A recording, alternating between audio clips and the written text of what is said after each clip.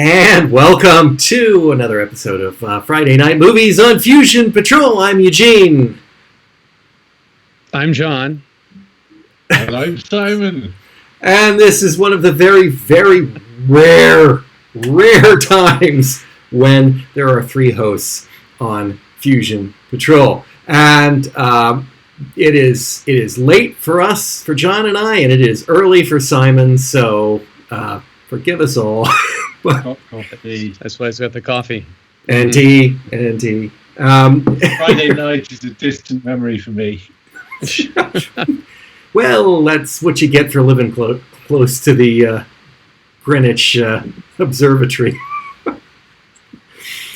Anyway, we are looking tonight at the 1962-ish. Sometimes it's quoted as 63, but 62 Day of the Triffids.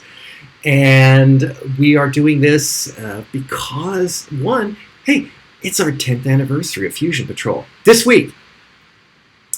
We just passed it the other day. 10 years we've been doing, some of us have been doing this. And so we thought, hey, Triffids, that one, the BBC one was fun. The movie's bound to be great, right? So, Anyway, we're going to start with our traditional synopsis, which, as done last week, will be done off my iPad because my screens are full. And it goes something like this. The world is bathed in a spectacular light show brought on by a meteor shower. But Bill Mason is a bit salty about that. He's on day 9.5 of a 10-day period of post-surgical blindness, and he's going to miss the spectacular light show. Some might say the most spectacular show the world will ever see. Tomorrow morning, and not a minute before 8 a.m., Mason gets his bandages off, and hopefully his sight will have been saved. That night, strange happenings at the Royal Botanical Gardens as a strange specimen known as a Triffid suddenly starts growing at an unprecedented rate and moving. It kills the night watchman. On a remote island with a lighthouse, scientist Tom Goodwin and his wife Karen are on the verge of a marriage collapse. Tom is taken to drinking a lot, and he's sick of his research and his wife. He wants to leave on tomorrow's boat and throw away his work and get back to civilization, where he can get a bottle of whiskey any day, and not just when one is delivered to the lighthouse by boat every week. Neither of them bothers to go up to see the light show in the sky. The next morning at 9 a.m., Mason is in a right mood. He's an hour late for having his bandages off, and no one in the hospital is responding. He takes the bandages off himself to find an empty hospital, and finally, Dr. Soames, his eye surgeon. Soames, like everyone else who saw the light show, is permanently blind. He pities Mason, possibly one of the last people in the world who can see, and then kills himself, unable to live in the world to come. Mason tries to get back to his ship, but the world is a wreck. The infrastructure is breaking down, and London is burning. He encounters Susan, a young orphan, who can also see, and takes her with him. On their way to the ship, they're attacked by Triffids, but they escape. At his ship, they listen on the radio and get some scope of the catastrophe. The whole world went suddenly blind. Ships at sea are lost. Planes in the air are quite literally flying blind until they crash. It's bad, but a conference is being held in Paris. They decide to go. Goodwin and his wife, stranded on the small island, await the boat that will never come for them. They too learn of the catastrophe from the radio. They also learn that Triffids are moving about and killing people. In France, Paris is burning. In the countryside, they encounter a group of sighted people, brother and sister, Mr. and Miss Coker, English people, and Miss Durant, a French woman with a nearby chateau. They are taking in blind people and helping them. And they like Mason and Susan. They are taking in blind people and helping them. And they like Mason and Susan to stay. Mason knows they can't stay and plans to head to the American naval base in Spain. On the island, the Goodwins find and battle a Triffid, killing it. Goodwin sets about dissecting it and trying to find a weapon against them. While foraging for supplies, Mason and Coker discover thousands of germinating Triffids. As they try to get back to the chateau, Coker is killed. Later that night, when Mason arrives, they're having a party. Convicts, who can still see, have taken the house, and the women inside, for their amusement. Mason gets Susan and Miss Durant out just as the Triffids arrive and kill everyone. On the island, the Triffid comes back to life and escapes. The Goodwins are now boarded in their lighthouse with no escape and an unkillable monster outside. In Spain, Mason and crew encounter a Spanish couple. She has been blind since birth and is coping well, teaching her recently blinded husband to cope. She is also about to have a baby, so they stay to help with the birth. From their radio, they learn that some submarines survived unblinded and have set up a base of operations on Gibraltar. There will be a pickup tomorrow, the last pickup. They must get there, but the Triffids have another plan and have surrounded the house. They realize that Triffids are attracted by sound, and Mason uses an ice cream truck to lure the Triffids away, making it possible for the others to escape. He follows them and just barely makes it to the pickup in time. On the island, the Triffids attack the Goodwins, and they fall back to the top of the lighthouse. Nothing will stop them. In a last moment of desperation, Goodwin uses the firehouse. Nothing will stop them. In a last moment of desperation, Goodwin uses the fire hose, which pumps seawater to push back the Triffids. Instead, they dissolve. Seawater is the salvation of mankind, and Tom Goodwin has discovered it. Pity he's trapped on an island destined to die of starvation. That notwithstanding, Mason and the gang have much to give thanks for on Gibraltar and stop into church to give thanks to the vengeful god that plagued the earth with Triffids. The end. All right, Day of the Triffids, 1962. Who wants to go first? John, what do you think of the film? I regret never being a botanist. That, coupled with a good background in genetic engineering, and I too could have my very own Triffid.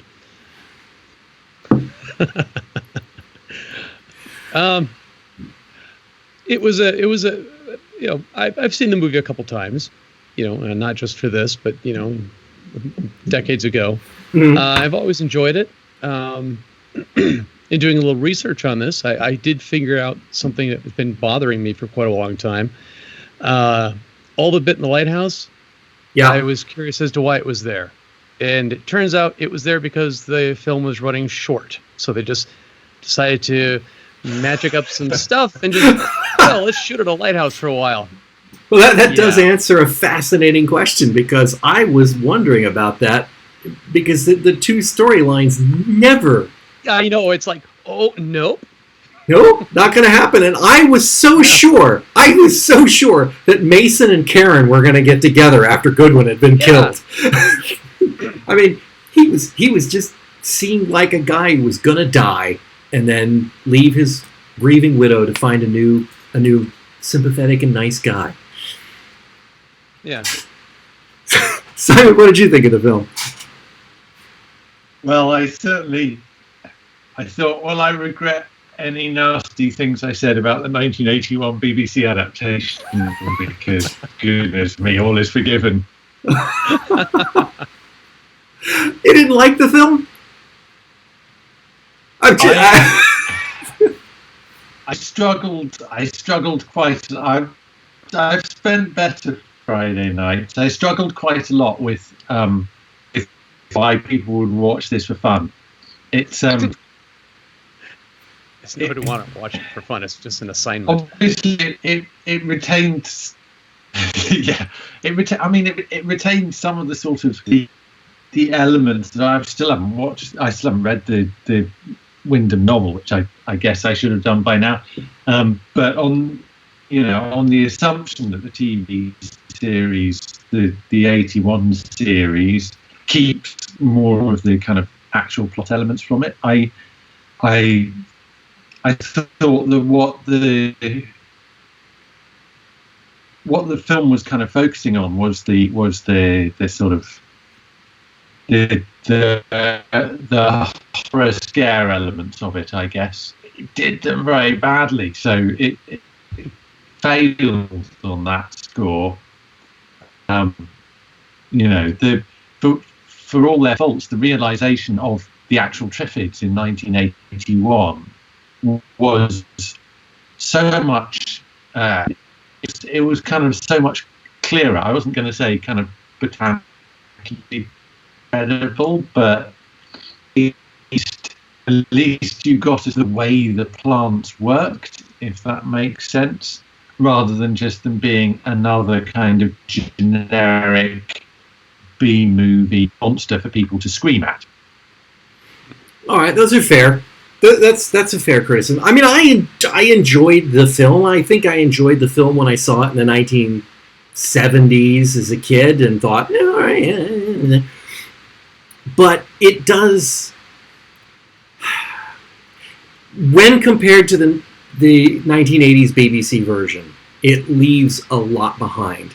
And although I still have not found my copy of the novel, which I have, I did double check what the plot synopsis of the novel versus the movie was, or the BBC version. And the BBC version was a lot more accurate. The major plot beats, the major themes were there. The Triffids were man-made. The satellite attack may have been a man-made. The military the military or a new fascist world order was taking over Britain.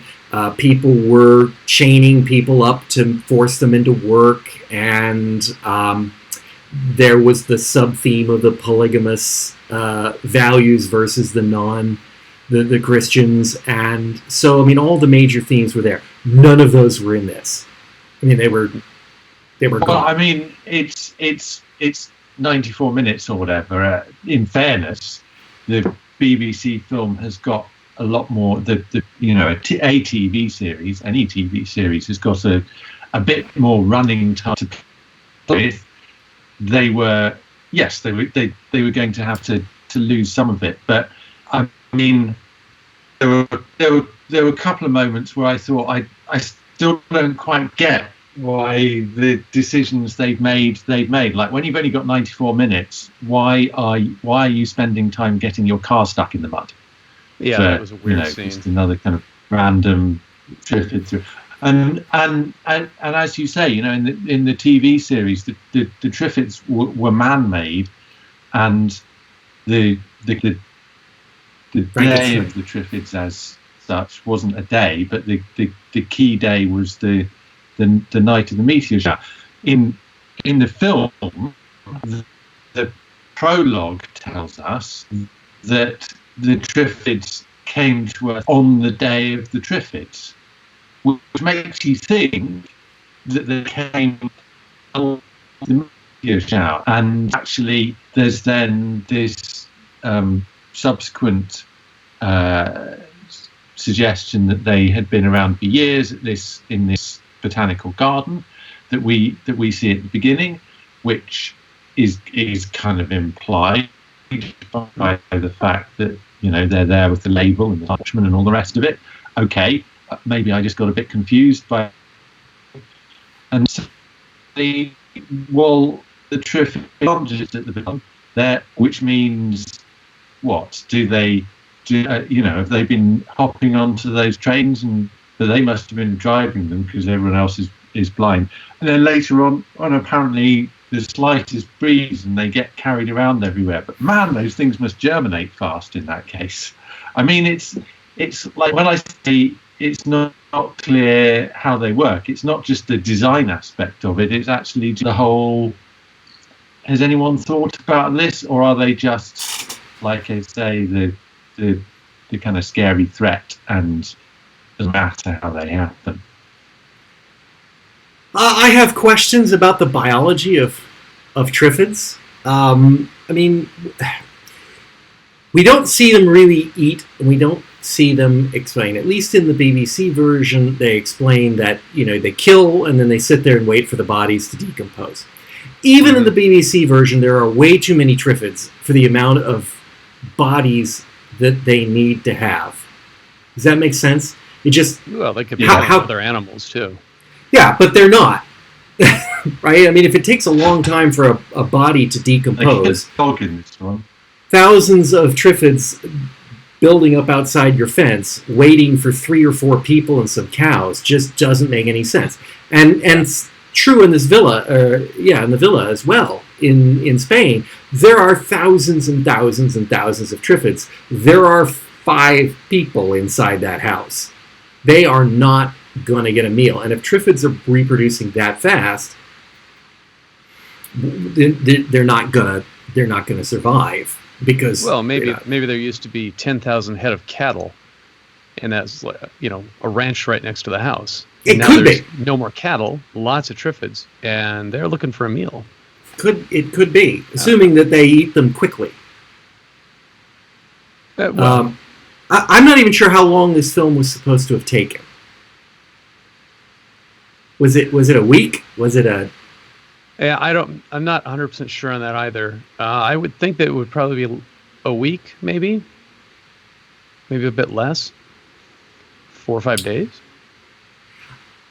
So one of the things that I got a huge laugh about was, now, the first day, obviously, we got the train wrecks, and they got to go to the port where the ship is, and let's say that's the first day. It's got to be the first day, because the plane crashed that first day. So that's got to be the first day. He then takes a boat to France. Now, I know France is, over some water, and now you can drive. 20 miles. Yeah. How long does that take in a little tuggy boat thing? I mean, how long would it take for you to take a boat, get over to France, steal a car, drive to Paris? Is that like a day thing? From Southampton, I guess. I mean,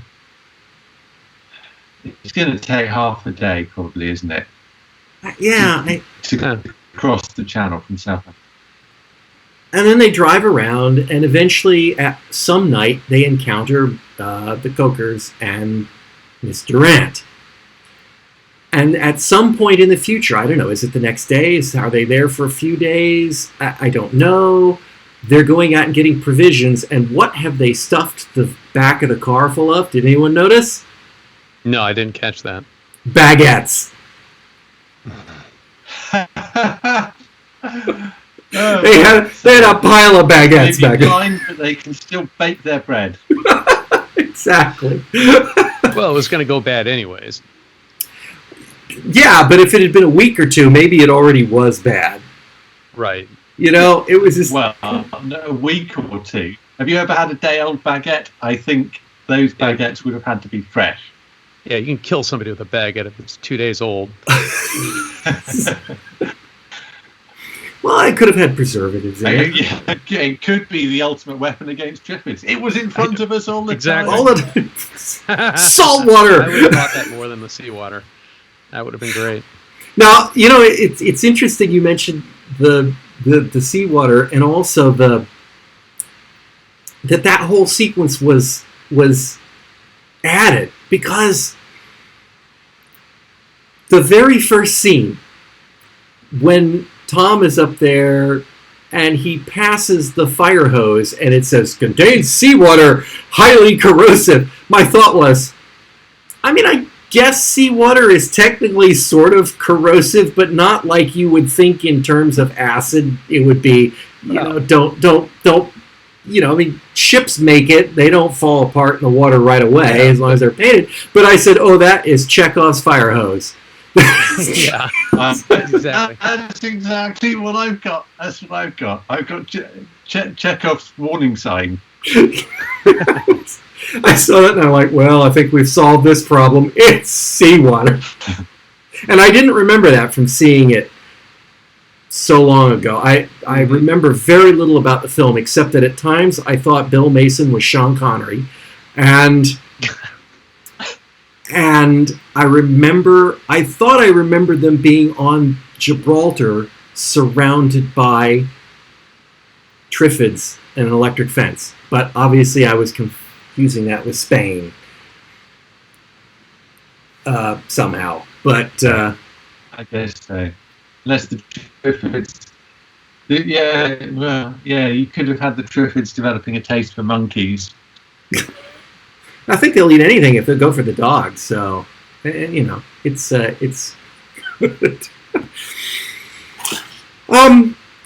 Collie could be a delicacy to Triffid.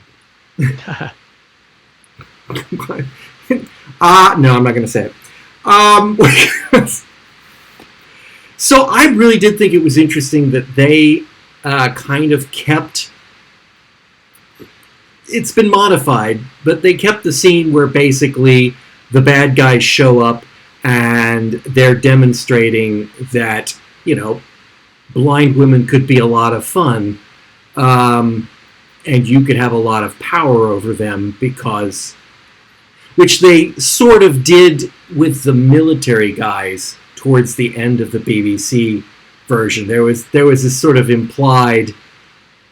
We keep a lot of the blind girls back at the base, for purposes.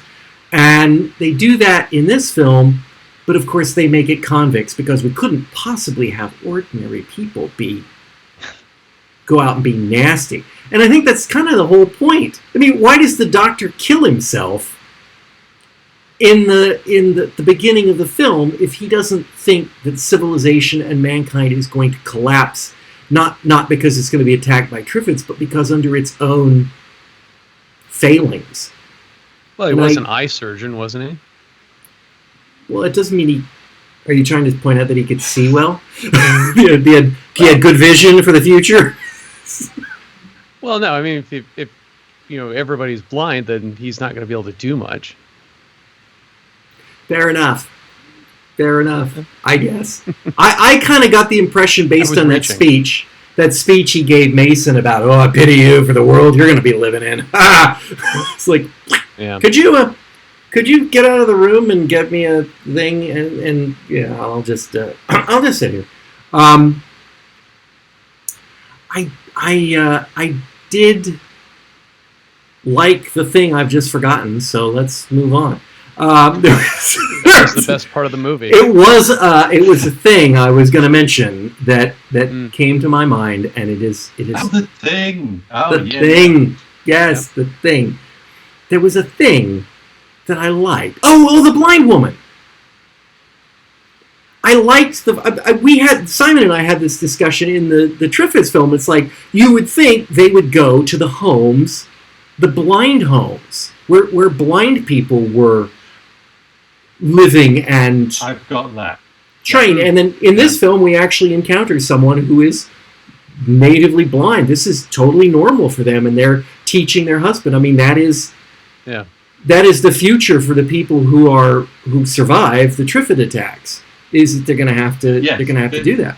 Bill and Susan think they're sighted because they are not. Even though he is newly blind, he's not disabled by it. Right. Mm-hmm. And she's been teaching him, so it's been long enough. Exactly. It probably helps that he's in his own home. Yeah. Right. That. Sure. Although there are things they want help with, the delivery and so forth. So it's not like he is completely able to do everything that he was able to do, but because he's got her, and so she can teach him what she has learned for herself, then he has already been able to adjust much more quickly than most of the other people they've encountered. Except on the first day of blindness, everyone is still walking around the streets of London. And I'm trying to figure out, what are they doing? Yeah. I mean, I don't know what I would do exactly if I woke up blind and I tried calling for help. I tried calling for my family. I don't know if I would start walking the streets of London. I don't know. You wouldn't. You'd get in your car and drive to work. That I would do. Because it's too far to walk.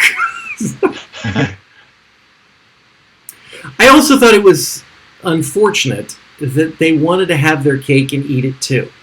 They wanted to go with the way that the story plays out, which is, I think, everyone wakes up blind. Right? I mean, I think that's what we're supposed to get, because Mason's supposed to be awoken before 8 o'clock, and he's not, and he sleeps in. So everyone's had their problems couple hours before 9 o'clock, probably, at least.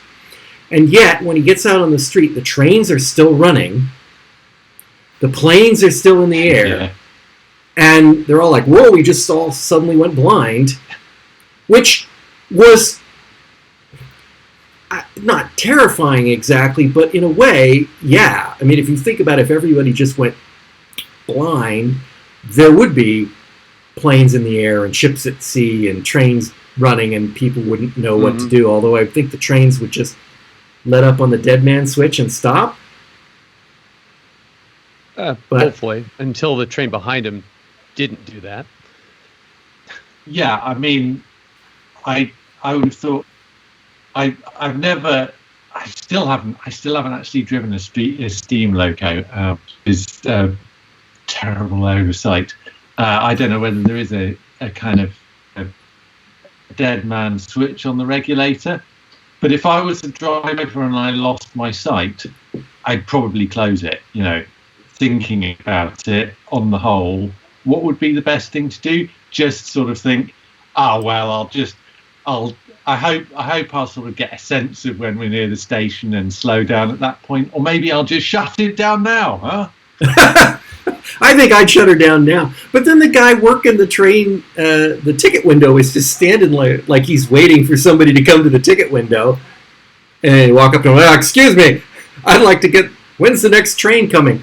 I mean, how stupid is Mason for walking? I've got to say, the other risible thing about that train crash, which is appallingly badly filmed, is never mind what the driver is doing, leaving the regulator open there, but the fireman has got to be able to see to shovel the coal into the fire. If he's not doing his job, that train has lost pressure and stopped anyway.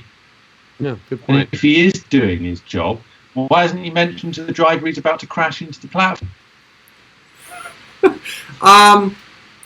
I guess I should ask the question, because you did mention it was a steam train earlier. Was that a thing a train spotter would notice? Because I just assumed all trains in the last 75 years were diesel. What you mean? Would I have spotted that it was a steam train? Yes. Look. I think there was a lot of smoke coming out on top of it as it was coming into the station, I think. Doesn't diesel do that? I assume people can tell the difference just from the appearance. But this is, I think you live in a country with trains. Born a train spotter. I suppose that's true, but it's because they've got sort of cylindrical boilers on them and things, whereas diesels are all just sort of basically fairly cuboid.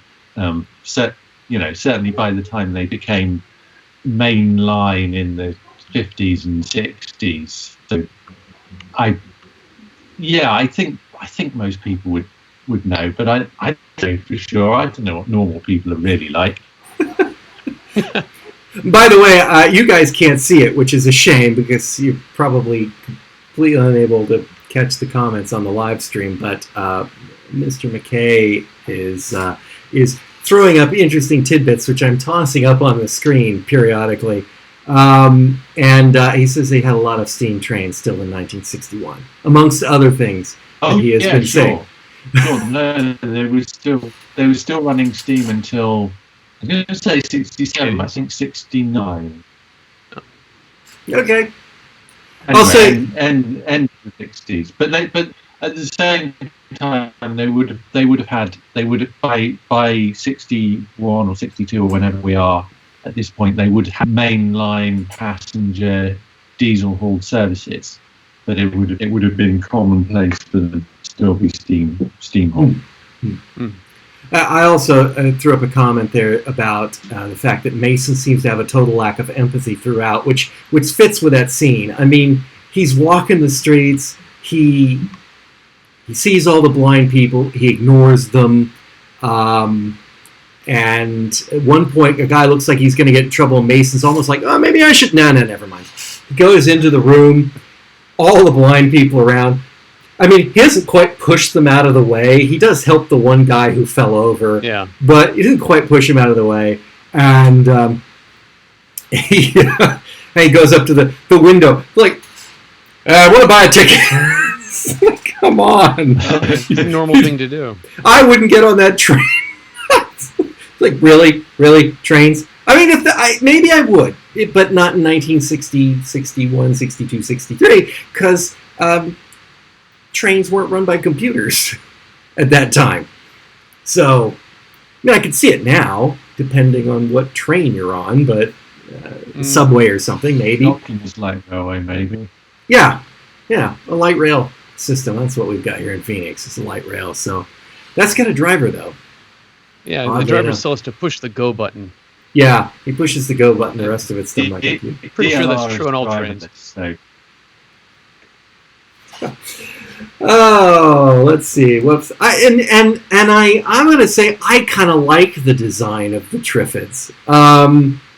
I at least see why you would call them Triffids, Trif, because they've got the 3 stalks. I don't get the name from the realization in the 80s version, and it's just a name. But I loved the way they came out of the ground. That sort of squelchy, I'm pulling my roots up, and then when it stops, it's kind of putting its roots back down. I liked that part. I'm not so crazy about the big sort of penis root at the front dragging it along as it comes out. And I don't like the fact that it seemed to be able to run pretty darn fast at times. You know? But yeah, I always expected them to be the slow shambling type of zombie, not the I can sprint sort. Right. That's what the sting is for, which of course they didn't really have in this. They had venom spitters, but yeah, it's stuff. It turned you green. It probably also helps the body decompose quickly. That's my guess. One thing that I didn't look up, and I really wanted to, was in 1962, did we not know how a Venus flytrap ate meat? I don't know. I would hope so. I thought we knew what it did. Just catches a fly, it dissolves it. I mean, how hard was that to figure out? But, let's see what else we have here. Looking back at the iPad, folks. Carol Ann Ford. She was looking good. I'm excited. I have to say, I mean, she looked 10 years older than she does on Doctor Who. In this. And I don't mean that in a bad way. Playing it. Well, I don't. You know what I mean. She's playing a schoolgirl in Doctor Who. Yeah. She's meant to be playing, yeah. So. Yeah, but it's like this is before Doctor Who, but I would have sworn she was older. But it's a good look for her. I thought. I mean, it's superficial, but it was a good look for her. I agree. I was surprised, and I knew Carol Ann Ford was in it because I was about 25 minutes behind Simon in watching this film.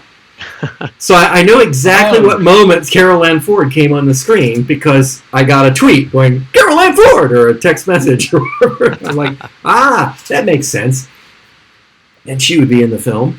Get a bit excited. She was in it, and she was playing the girl called Susan. It was unbelievably confusing. It wasn't confusing actually because I never did figure out what her name was. I think it's Patina. Fatima, I think. Yes. Yeah, okay. Fatima, which would fit. Okay. They kept mumbling it every time they said it, or at least it sounded like they were mumbling it to me. So I was like, Patina, Matina, something. That it's Susan, but it can't be Susan because they got the other Susan, and that Susan is the. That'd be confusing, yes. I liked the scene. I know it's stupid, but I liked the scene where Fatima was saying, "Oh, I can tell you're young and you've got blonde hair and you've got brown eyes." Which, like, who in the world has blonde hair and brown eyes? If you have blonde hair, you have blue or green eyes. I've never heard of a blonde-haired, brown-eyed. But anyway, I liked the fact that she's just like, yeah, that's right. That was nice of her. Mm-hmm. You know, I mean, she showed far more human empathy than Bill Mason did in that one scene. Not a high bar. Not a high bar. No, it wasn't a high bar. But let's see. We talked about the two structures of the story, which were weird. I'm still disappointed Mason and Karen didn't get together. I liked the goo at the end when he was saltwatering them down and he was just walking through the slop of the goo, and I thought that's proper excessive. Yeah, that was like, okay, we need 3,500 gallons of cottage cheese and oatmeal and 6 barrels of green dye. Yep. Yeah, I wasn't quite sure what was going on there. Mr. McKay is saying the film had designs from 3 different designers. I'm assuming from the Triffids themselves. Some of the props are very different. Apparently the good designs didn't move well, and the ones that moved didn't look good. Uh-huh. I kind of noticed that. Gonna say there were times when the Triffids looked different from others, but I didn't really... I don't know that I would have caught on that they were 3 different designs. I know that I got a bunch of pictures sent to me before we did this, and they looked very different in the design drawings. But I was not able to pick that out in the film. I know they must have tried to shoot it so that it minimized that. Yeah. And I wouldn't surprise me if there were different ones on the lighthouse sequence than in the other parts of the film, because if they were filmed at different times, they might. And a lot of close-ups in the lighthouse. So you want to have your hero Triffids over there, I would guess. Yeah. I would. Boy, the whole film just takes on a completely different feel to me now that I know that the lighthouse was shot separately, and they're never gonna survive. Those people, they're dead on that island. They're never gonna get out. Yeah. Because unless they decide, well, maybe we can swim to shore. Yeah, no, it's not gonna work. Nope. Did we know where that was? Except they've got a radio and a means to stop the Triffids, so presumably now someone can come and pick them up. Oh, I see. So like, hey, we figured out how to kill the Triffids. Come get us, please. Except in hosing down all the Triffids, he sprayed the radio gear, and now it's all corroded and won't work anymore. Because it's highly corrosive. Oops, dog. Well, I guess that sign was right. We could send up smoke signals. Anybody who could see it might be able to save them. Right, but what are you going to burn? You melted all the Triffids. So I'll come back to the fire in just a second here. I got a comment from the gallery. In the original script, they follow the ice cream. I presume the Triffids, into the sea, dissolve, and start smoking. So our hero would have discovered that. It'd be a ice cream. We might have lost. No, now you're back. We might have lost you there for a second, Simon. You with us? I'm with you. Yeah. Okay. There we go. All right. Yeah, you froze up there for a second. I have no idea if it looks like that on the live stream, but probably. Yeah. They had to. I guess they had to take that out. Otherwise, the Goodwin script was of no value whatsoever. Let's see. We already talked about the fact that they had Triffids since they came in on another meteor. and they just have them growing in the Royal Botanical Gardens. Sure, why not? Yeah. We have changes. I have listed changes from the BBC version of the book. I think I mentioned all of these. They came from space, not man-made. We don't know how they feed, which, the convicts, the themes of restarting civilization with polygamy, no Frankenstein, that the Triffids are man-made, no theme that the light show is man-made. And they completely limited the theme about people capturing and forcing sighted people to work. It's very much downplayed. We have that one tiny scene where the one guy captures Susan. He's like, you're going to help me, and then... They should have explored that more and not gone with the lighthouse. There's so much in the book that they could have used, except for and then they went to the lighthouse. I don't understand that. Well, I sort of had a note about one of the things that I remembered strongly from the TV adaptation was this whole schism appeared between those who still had sight and those who had lost it, in the sense that there was a feeling of almost entitlement, the people who still had sight working for the people who didn't, which is an interesting law, because there's some kind of collectivist idea, but it also runs against the kind of foundations of individualism that we all are basically fundamentally ingrained to think of. So it struck me as very odd that had been essentially excised entirely. I mean, it didn't even occur to me that what the guy who got hold of Susan was sort of doing that. But of course, you're right. That is where the theme appears in the film, but it's not used in a kind of thematic way. It's purely, again, just another dramatic device for Mason to come in and sort of rescue Susan and then move the plot forward. Mm-hmm. I always get the feeling from films, and I would say going back to the 50s more, that by and large, the general population they might be dumb, they might be gullible, but they have to be generally good folk. And that you have the occasional bad egg, like that guy was just one bad egg, or the convicts were a group of bad eggs, but by and large, civilization is nice and people are good, and we're gonna endure, and Dunkirk spirit and whatever it happens to be to get through these things. And by the time you get to the 80s, and of course in books going back much further, like the 50s, you were much more acceptable to explore the themes that humans are rotten scum and will turn on each other at the first possible moment. So... well, we know that's true just with stuff on the news recently about toilet paper. My supply projections are still December right now, so I'm good.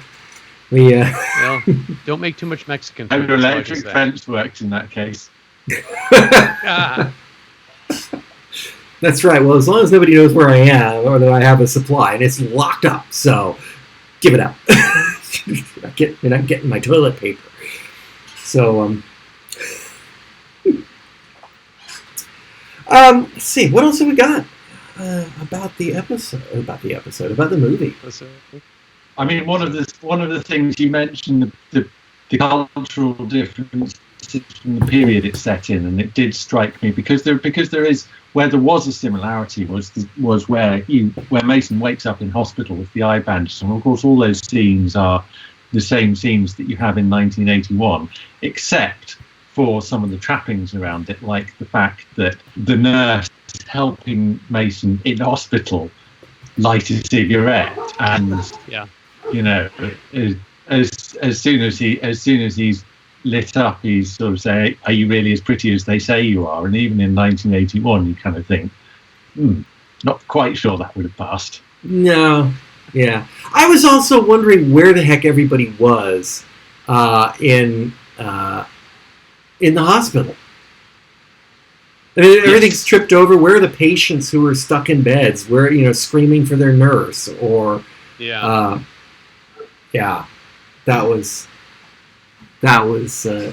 one area.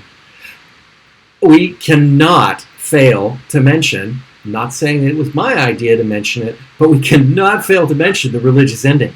And just to prove it was not my idea, I'm putting it up on the screen. Yeah, it was very War of the Worlds. Okay, quick and tacked on. Yes, it was. It felt tacked on. Yeah. I think you mean the War of the Worlds, the '50s movie, right? Yeah, the War of the '50s movie. Had that sort of God saved us all from the Martians kind of. It's like ending. There we go, done. Mm-hmm. We have something to be thankful for. Yeah, it was. Again, it's a product of the time, and it. Yes, I alluded to it in my recap. Well, we're thankful that we've been saved by God, but it's like, well, if you were saved by God, I think we can argue that you were also endangered by God, right? I mean, you're not supposed to notice those things. No, I think what you're overlooking is that God put the seawall sign there. So yeah, it was God.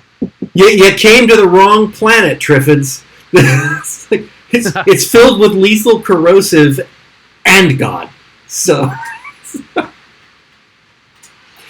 and I protected. Exactly. I was going to say that. Yeah. There is I read that Wyndham said that he was inspired by War of the Worlds when he was writing this book. So wow, okay. Probably the book, though, not the movie. Yeah. I believe, and correct me in the comments section online, if Wyndham wasn't crazy about this adaptation of his novel. And I can see why. I mean, like I said, the film standalone, okay, fine, it's fine. It wasn't common compared to the BBC version, compared to the book. It is definitely substandard. But and it's hard to divorce the two because it's kind of like watching the movie Jurassic Park after you've read the book. It's like the book is so much better than the movie. Except for the annoying kids. They are so much worse in the book. But that's usually how it goes, though. And it's hard to believe they could be more annoying in the book. Do we know? Did Wyndham live to see the '80s version? I don't have that information right in front of me. Because I'd be curious as to what he thought of that. And I hope he didn't live to see the 2000s version. I mean, not that I wish the man dead, but I wouldn't wish anyone to have seen the 2000s version. I did not think much of that. Wikipedia has him dying in '69, so I don't think he saw the BBC version. Yeah. Oh, well, okay. There were also plans for a sequel, Return of the Triffids. That no. No. Would that have been in the 50s version or one of the remakes, or? I think we're talking to this one, a sequel to this movie. Oh, okay. That didn't, and I think I read that as well. I'm getting it from comments, but I believe that was something I read in Wikipedia as well.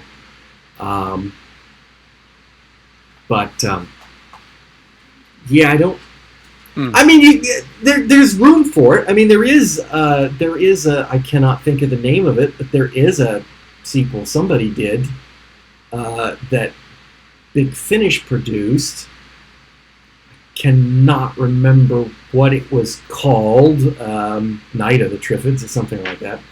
And that was the finished one. It was, but I think it was based on something somebody wrote before Big Finish got hold of it, I believe. Not Wyndham, but somebody else wrote a sequel to it. And there's plenty of room. I think it was, a novel. Yeah, there's plenty of room for a sequel to Triffids. I mean, it's not solved. It is kind of in this version. Just salt them down and but live near the coast. In the other versions,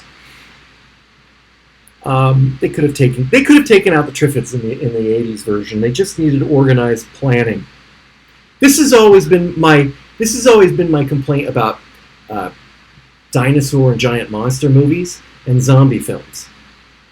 If you just had somebody with half a brain, military brain, that knew how to set up a perimeter and use their weapons in an organized fashion, you could stop these things.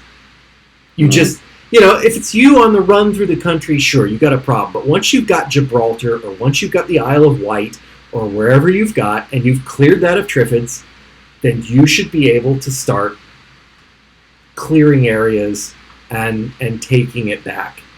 And but isn't that part of the?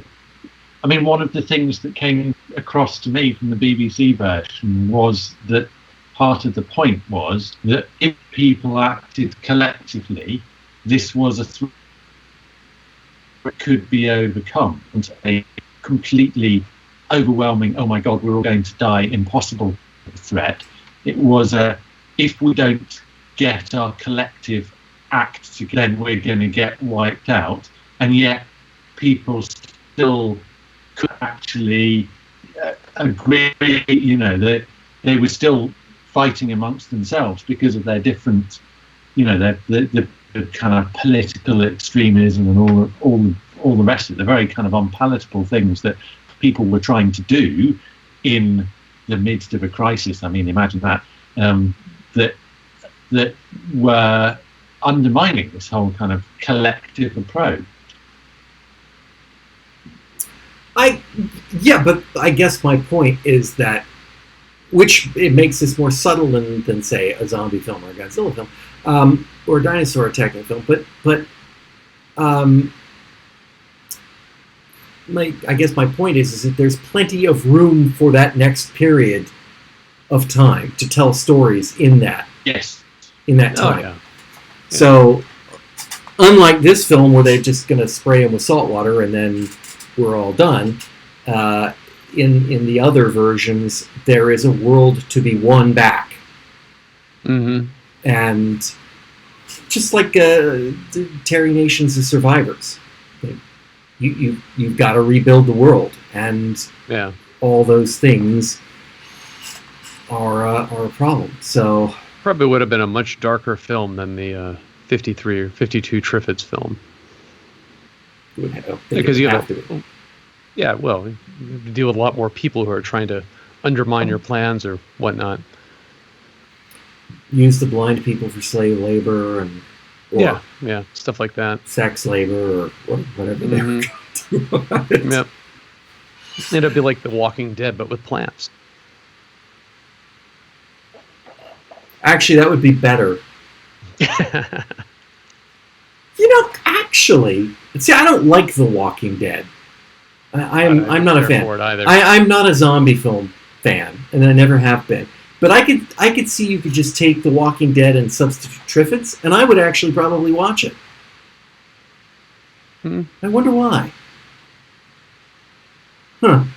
I don't know. That's interesting. Could be an interesting CG experiment of overlaying a Triffid on top of a zombie and see if it makes it more watchable. We could, I wonder if somebody could do that. I mean, with modern technology, we could probably just digitally replace all the zombies with Triffids, and I'd watch that, yeah. some bits of the story wouldn't make much sense, but oh well. Clever editing, you won't even notice. Have we got anything else on this one? Just wanted to note that 1962 or 1963 Triffids rather climbed stairs, which put them one up on 1963 Daleks. That's true. That is absolutely true. Mm-hmm. I speaking of the lighthouse sequence, there was one thing I didn't quite like about the lighthouse sequence. I'm not too familiar with lighthouses. I've never been in a lighthouse. Well, that's a lie. I have been in a lighthouse, but not one like that. That's a proper Horror of Fang Rock lighthouse.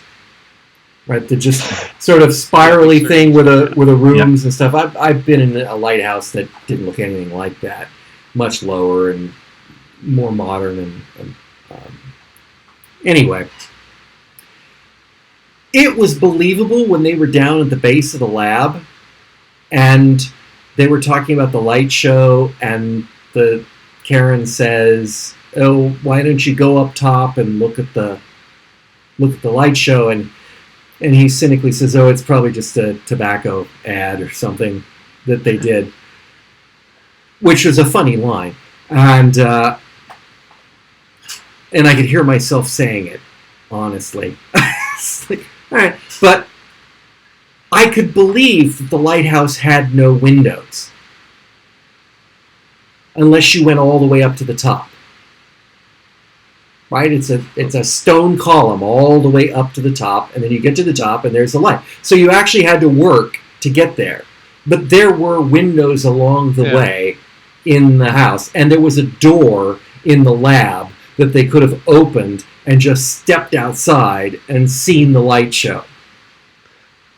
Well, maybe going topside, you just get a better view. You can see everything, because I thought that it would. If you want to look at the sky, you go up to the figures, it would be a brilliant place to observe the sky. Yeah. I'm sure it would be the best place to do it. It felt, the way the shot was shot at the beginning, it felt like that was the only option.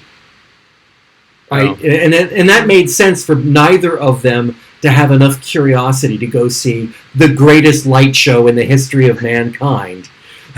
It's like, Tom, I can understand. He just wanted to get drunk.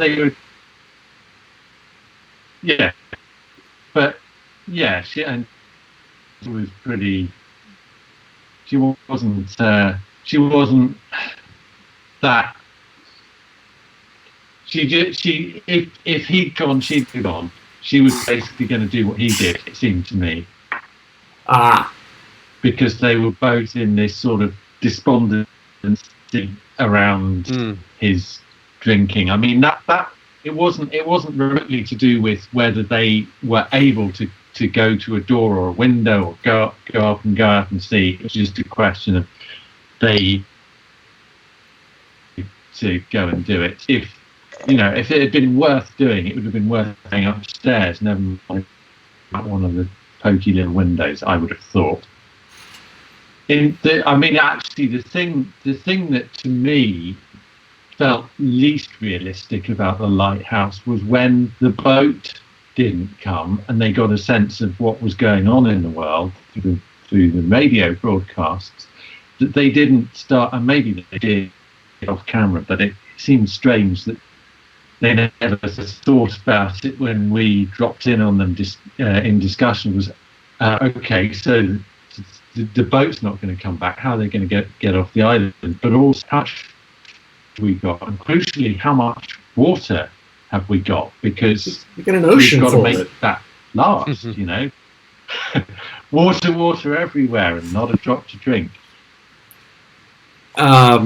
Actually, if you spray down a Triffid, it dissolves and takes the salt out. So actually, Triffids are nature's desalination plants.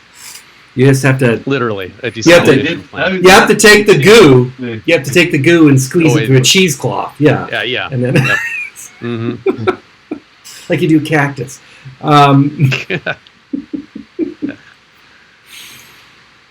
In fairness, if you've got stuff growing, then you've got something that you can juice for liquid. But it's a lighthouse on a rock. I'm surprised that the Triffids managed to grow. I wouldn't have thought a lot would be able to. Well, maybe they grow in birds that were nesting there. I'm grasping at straws. Wow. Anyway. Yeah, that was a weird one. Anyway, I got nothing else. About this. Anyway. Yeah. Well, I before we go though, I mean, this has been a special production. I don't know whether or not we'll be able to turn this into an audio podcast. If we do, we'll put it out on the feed someday, and then people are going to go, "What do you mean it's the 10th anniversary? Fusion Patrol is like 15 years old by the time I." I mean, we've still got, the Doctor Who movies with Peter Cushing and all sorts of stuff sitting there in the can waiting to go. So, and we have a gap in the schedule. So this could be years down the line. Black Scorpion. Yeah. But it's been fun. It's been a fun 10 years for me. And surprisingly, I have not tired of saying the same things over and over again about certain plot. Doggone Mary Shelley! I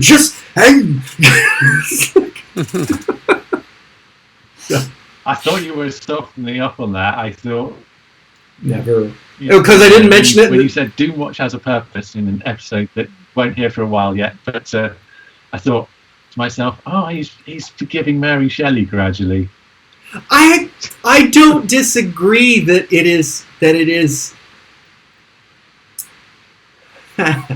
There's a difference. I feel like between Mary Shelley, which is taking a ridiculous example of created life, because that has the religious connotations of creating what only God can do. To me, that's part of the problem with this story, is that you're the modern Prometheus. You're stealing fire from the gods. And so it is a tale of man's hubris, or scientific hubris. And whereas, yes, those themes are there in Doomwatch, but they are also calling to attention real problems that are potentially there. Yeah, maybe we can make life someday in the lab, but it's a different. It's at a different level, and I feel Doomwatch does it better than Mary Shelley, and my gripe is, of course, that everyone who has just picked up on the Mary Shelley theme and runs with it as shorthand for every scientist out there, or every discovery, or every. And that's the part that she has to answer for. It's the fact that half writers ever since have been crutching upon it. It's not her fault in a way, but she's not here to defend herself, so it's her.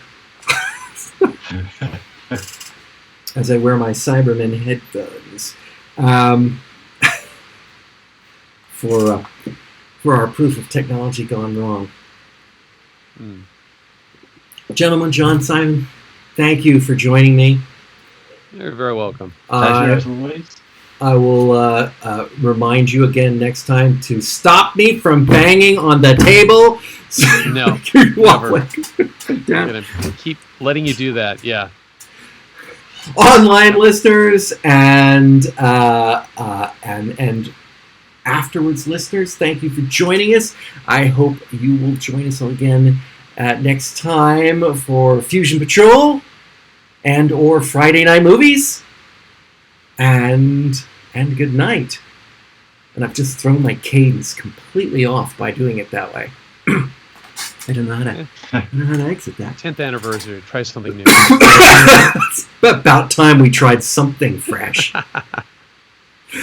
And good night, Anthony, for being with us throughout the whole podcast. I know how much you like the Wyndham stuff, and I would love for us to get a chance to look at For the life of me, I cannot remember what the Midwich Cuckoos is called. Village of the Damned, right? That's another Wyndham. Yeah. Yeah, I think that's it. It's not Children of the Corn, it's Village of the Damned, I think. And so that's a Wyndham novel that actually went somewhere. Oh. So we'll get a chance to look at that one too. All right. Signing off. Ending the live stream broadcast.